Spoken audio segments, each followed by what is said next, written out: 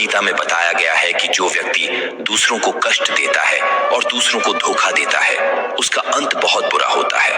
क्योंकि दुर्योधन ने पांडवों को मार डाला था, उसने जीवन भर उन्हें दुख दिया, हर पल उन्हें धोखा दिया, कभी ईमानदारी से नहीं चल पाया और परिणाम ऐसा हुआ कि दुर्योधन की मृत्यु भी एक धोखे के कारण हुई। इसीलिए अगर कोई व्यक्ति किसी को धोखा देता है और ये सोचता है कि उसने सामने वाले को दुख और पीड़ा देकर उसे मूर्ख बनाया है, तो याद रखें कि एक दिन उसके जीवन में कोई आएगा जो उसे भी धोखा देगा और चला जाएगा, क्योंकि व्यक्ति को अपने कर्मों के अनुसार परिणाम भुगतना पड़ता है। श्री कृष्ण अर्जुन से कहते हैं, हे अर्जुन, संपूर्ण भगवत गीता हमें समझाती है कि हमारी इच्छाएं ही हमारे पृथ्वी पर वापस आने का मूल कारण है, और यदि हमारी कोई इच्छा नहीं है तो हम इस जीवन और मृत्यु से मुक्त हो सकते हैं।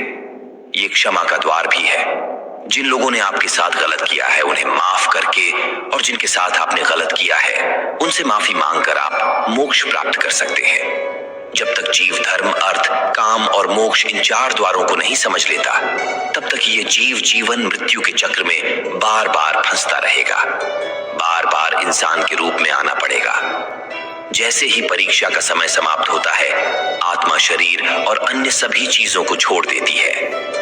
इस संसार में जो कुछ भी बनाया गया है वो अब किसी और का होगा, और आत्मा अपने कर्मों का निर्णय करने जाती है।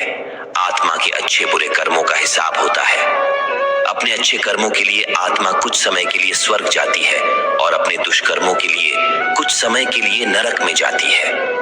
नरक में आत्मा को उसके पापों के अनुसार सजा मिलती है, लेकिन सजा खत्म होने के बाद आत्मा फिर से स्वर्ग चली जाती है। इस परीक्षा में दोबारा बैठने के लिए आपको एक नया शरीर